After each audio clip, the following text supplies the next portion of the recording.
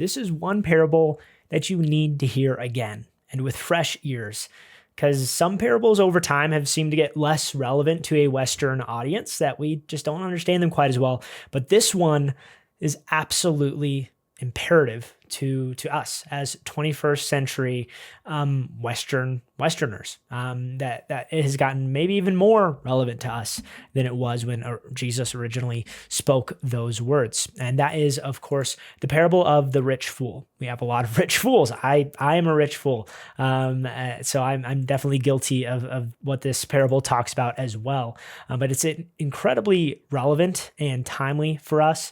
And what Jesus does in the parable of the rich fool is he clearly identifies three problems that come from a surplus of riches and what it does to the human heart. And so what we're going to do is go through verse by verse and better understand basically what the parable teaches about wealth. Then also we'll discuss the key themes, and then finally just talk about the practical application of what this means for us. And of the three problems, the last one is definitely one that you have not heard about this parable before. So there will be some new stuff that'll completely change how you understand it. We find this parable in Luke chapter 12, verses 13 through 21. So we'll start in there. In verse 12, one of the multitudes said to him, "Rabbi, bid my brother divide the inheritance with me." So what's going on here in the context of the parable is that the standard inheritance of how it works is that when a father dies, that he divides the inheritance between his children. And so clearly these are two brothers who, this is the youngest brother who's coming to Jesus, and the older brother has received the inheritance, but he actually has not divided it with his younger brother. And in Jewish law, if any of the parties want the inheritance to be divided, it must be divided. But under Roman law, it actually requires all parties. And so this older brother is using Roman law and saying, I'm going to obey this, and I'm not giving you anything because I don't agree to the division of it. And so this is actually a tragic scene in the Middle East where the ideal is that when a father dies, the wish is that the family lives together and they remain together under the same roof and live together in harmony, but clearly that's not what's happening. And actually, this is unlawful by the Mishnaic standards of what this older brother is doing to his younger brother based on Jewish law. The younger brother is actually being oppressed by his older brother, and that what the conflict has obviously been building over time, and the brother wants a final division. Give me what's mine, and we never have to talk to each other again. And he wants to finalize what has already been a significant breach in their relationship. So we'll see how Jesus responds in verse 14. But he said to him, "Man, who made me a judge or divider over you?" And he said to them, "Take heed and beware of every kind of insatiable desire, for life of a person does not consist in the surpluses of his possessions." And Jesus' response here is actually pretty harsh. He says, man. He does not say friend, does not address this brother by name. He says, man. It's very rough. And disapproving of what the younger brother is trying to do, because this was actually a pretty frequent thing, that people would come to rabbis as experts in the law who understood it. They're trying to get them to make a legal ruling to broker kind of a deal between the two parties. But this man is very clearly telling Jesus what to do. He's already made up his mind. He knows exactly what he wants Jesus to do, and he's calling for justice. But Jesus has no interest in being the divider between these two. And the opposite of a divider is a reconciler. So Jesus' agenda here is reconciliation, not over them, but between these two brothers. And my favorite piece of commentary on this is right here. Jesus was not showing indifference to the claims of legal justice, but was insisting that there is a greater gain than getting an inheritance and a greater loss than losing it. And so Jesus is reframing this and judging over the two brothers, not between them, not dividing them, but he has a different idea right here. And that is the context that the parable takes place in.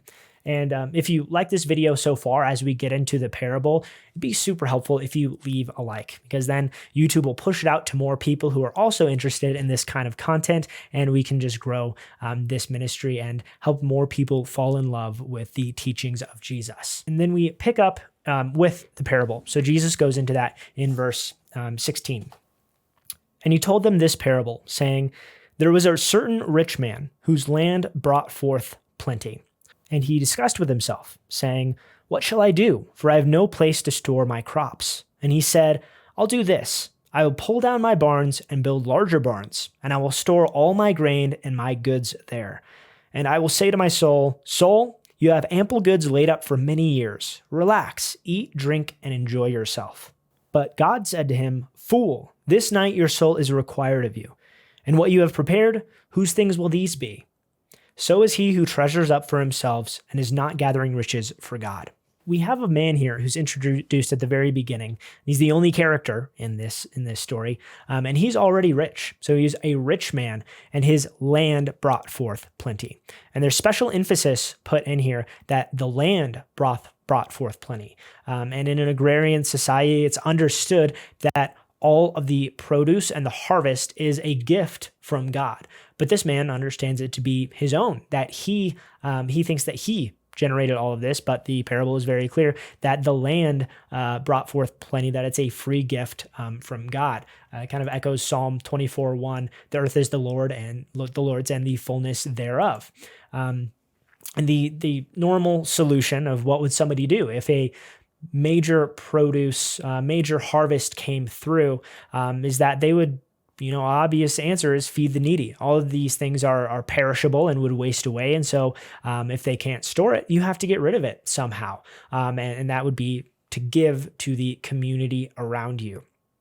But this man takes full ownership of everything, that the grain and the crops are now mine. So he says they are mine, and he is wholly self-focused.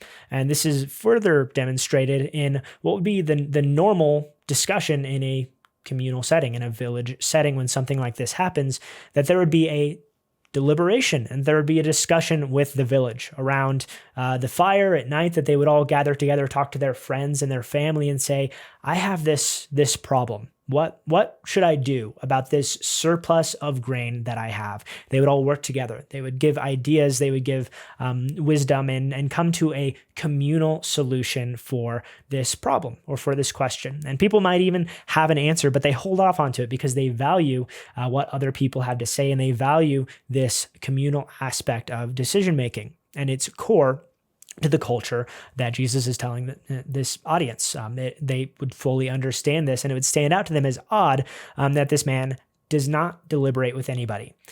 In fact, he deliberates with himself, that he is the only person in this parable, and he is speaking to himself and says, I, me, my. I think it's 17 times over the course of just a few verses. I, me, my, self, soul, that there is nobody.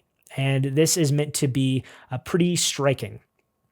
His vision of what the good life is to be alone, to have his own wealth and his own goods. And it's actually fairly similar when you look at in the story of the prodigal son, that both sons have this idea of the same idea of the good life. That the younger son, it goes and he spends his wealth in wasteful, extravagant living. And then we also see that in the older brother, that the older brother says, all I wanted was a goat to go and make merry with my friends, away from you, and to have what's due to me, have my own my own things to enjoy for myself. And that's the same exact attitude that the rich man has in this. And he doesn't mention his family. He doesn't mention the employees, who are actually the ones harvesting, who are the ones building the bigger barns and all doing all of the work, because certainly he could not do this by himself. He couldn't do it alone. So there were other people he was relying on. They are not mentioned one bit. And there should be an expected communal celebration when something good like this happens, that there's in the lost coin, the lost sheep, the lost son, that all of them have this communal aspect of celebration when something is found, when something is received. Yet this man, he wants to celebrate alone with himself and to enjoy what he has. And then he discovers right there at the end, after he's completed all of this work, that God says, "Fool, tonight your soul is required of you." And so he goes from thinking that everything is his, that it belongs to him and that he can do with it as he pleases, to realizing that it's actually all God's. It belongs to God, all of the goods, everything that he has, and even ultimately his life is just on loan. This is the term "your life is required of you" is a banking term, that it was on loan and it is being recalled at this time. And that's the language that is used. And his wealth is left for others, just like what is spoken of in Lamentations of after you gain wealth and build up all these things and then you die, it's just left for others. There's nothing that you can take with you. And God even says in the parable, who you don't even know whose this will be. There's no relationship. He doesn't have a plan in place, that he doesn't even know when the dust settles who's going to come up on top and who's going to have it.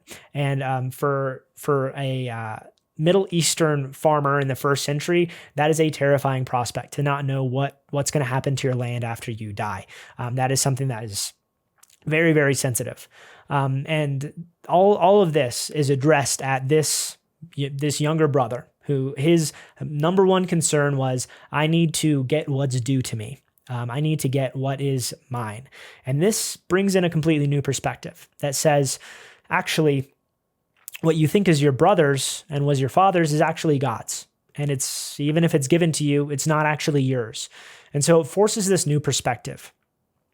Do you want to reconcile and let go of these things that aren't yours to start with? Or do you want to finalize the separation and feed this insatiable desire that won't be satisfied and that doesn't belong to you anyway? And so we're left uncertain of how this younger brother responds to Jesus' very poignant challenge to him. And with the whole parable in view, we can kind of start to see the core teachings and the themes that Jesus wants to get across about wealth. And the first of those is that God owns everything, that it all belongs to him, that he clearly shows that this man has a misunderstanding, a skewed understanding of possessions. That's a very easy theme to pick out of this parable, that God demands back what he's given over, that it goes back to him because he owns it. And so that is a core theme here, and a problem that we have to wrestle with and overcome in our own understanding of wealth and material goods. And then second is that wealth is an insatiable desire, that if the man's crop had been tenfold from what it was, he would have built even bigger barns than the big barns that he built. And that's a lot of bees in there, but you get the point.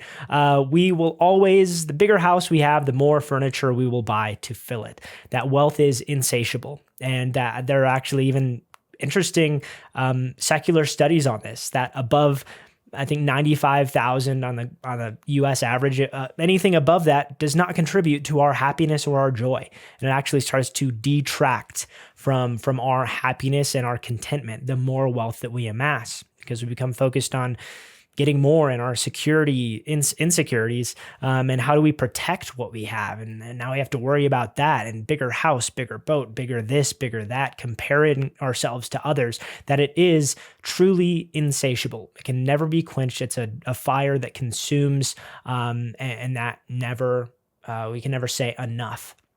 And then the third principle that we miss because we don't understand the culture, and the striking thing that all the listeners would understand is how isolated this man is, and how alone, utterly alone he is. And it actually reminds us of Isaiah 5:8 that says, "Woe unto them that join house to house, that lay field to field, till there be no place that they may be placed alone in the midst of the earth." So it talks about people who buy the houses around them and purchase it all out, and they usurp an entire village, and there's nobody around them. It is just themselves. And that's on the nose for this man. And it clearly describes what he was going through, that the more we acquire, the smaller our circle gets. And that is clearly not a good thing. with how much community we are called to enjoy as believers, that should be something that we seek and that we pursue, and that we don't let anything hinder us from, including wealth, which naturally isolates us and takes us away from being around in community, around those who we're called to be close to. And that is probably the most striking thing, probably the most heavy part of this parable that we just don't understand and that we miss. This brings us to the questions for us to examine our own hearts. What's your idea of the good life? Is it to get yours, to ride off into the sunset and to enjoy it for yourself until you live a long and happy life and then die?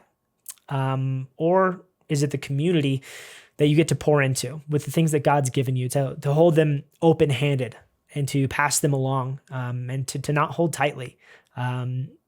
Another question is, how are you using your wealth to be rich towards God? That's how Jesus ends this. After the parable, he says, "So is he who stores up treasures for himself and is not generous towards God." So how are you using your wealth to be generous towards God? And clearly, Christ teaches that the way that we are generous to others is how we are generous towards God. And then finally, when you do receive wealth, what's your initial reaction? Is it something that you earned and that you gain and that you have all the rights to? Or is it something that's a generous gift from God that ultimately belongs to him, and that it is his to use through you, through your stewardship? That even the breath and the abilities that he's given you to work, that those wouldn't be possible unless he allowed it, and that he had already given it to you. And so these are all incredibly profound questions for the Westerner, who we are taught from an early age, this is mine because I worked for it, and I can do with it what I want because I earned it. And all these things that are so ingrained in our minds and in our hearts, in my mind, in my heart, how do we dismantle that and gain the perspective of Christ and how he views wealth and earning and gaining, and what he has to say on it? And if you enjoyed this parable and this outlook, you also might like another one that I did recently that actually talks about wealth as well. It's the unjust steward, which is the most difficult parable to understand and to interpret. A lot of people have never even heard it before because it is that obscure and hard to understand, but I tackle it in this video right here. And so if you're interested, go check out that one. And I think that you'll really enjoy it and get a lot out of it. Thanks for watching, and I'll see you over there.